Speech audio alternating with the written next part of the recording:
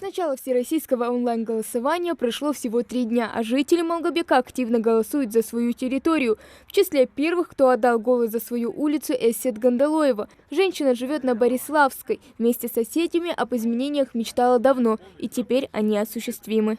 Я очень рада, что будет такое голосование по благоустройству нашей улицы. И хотим, чтобы, конечно, наша улица выглядела прекрасно. Люди хорошие живут, соответственно, хочется, чтобы улица тоже была благоустроена. А какие сейчас проблемы на вашей улице? Но хотелось бы, чтобы, конечно, уличное освещение было. И дороги, конечно, тротуарчики, чтобы проложили.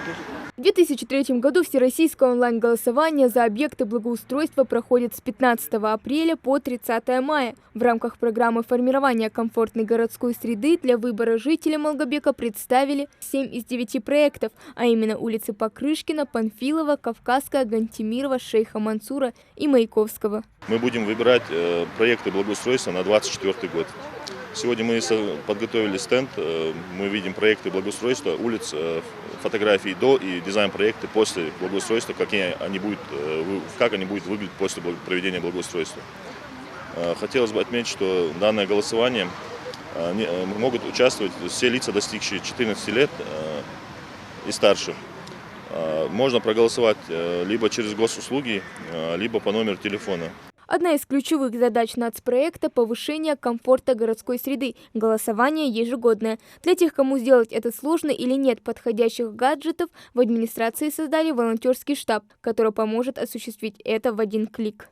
Голосование проходит очень удобно. Я проголосовала через приложение госуслуги, то есть все было достаточно просто. Я зашла, выбрала свою улицу, нажала проголосовать после авторизации, и все, мой голос уже зачтен. И я надеюсь, что все жители будут активно голосовать на нашу улицу. В прошлом году в рамках реализации проекта также были реконструированы такие улицы, как Мира, Завета Ильича, Зои Космодемьянской. Для того, чтобы оценить динамику изменений, сформирован особый показатель – индекс качества городской среды. Но Лейла Албакова замечает, что изменения видны невооруженным глазом. Вы знаете, у меня был такой казус.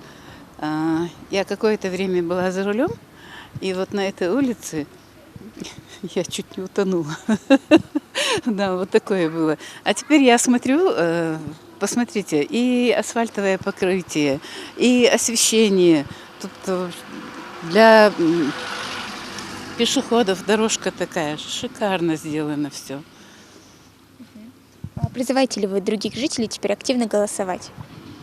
Ой, конечно, мы и по роду работы этим занимаемся. И, естественно, если народ хочет, чтобы благоустроили их улицу, соседнюю улицу, да какая разница, лишь бы что-то сделали в городе, почему не голосовать? В рамках федерального проекта формирования городской среды с 2019 года по всей стране благоустроили более 40 тысяч объектов, что на 103% больше от запланированного. Принять участие в голосовании можно на сайте загородсреда.ру либо через единый портал госуслуги. Хава Гагиева, Джамалей Султыгов, Новости 24.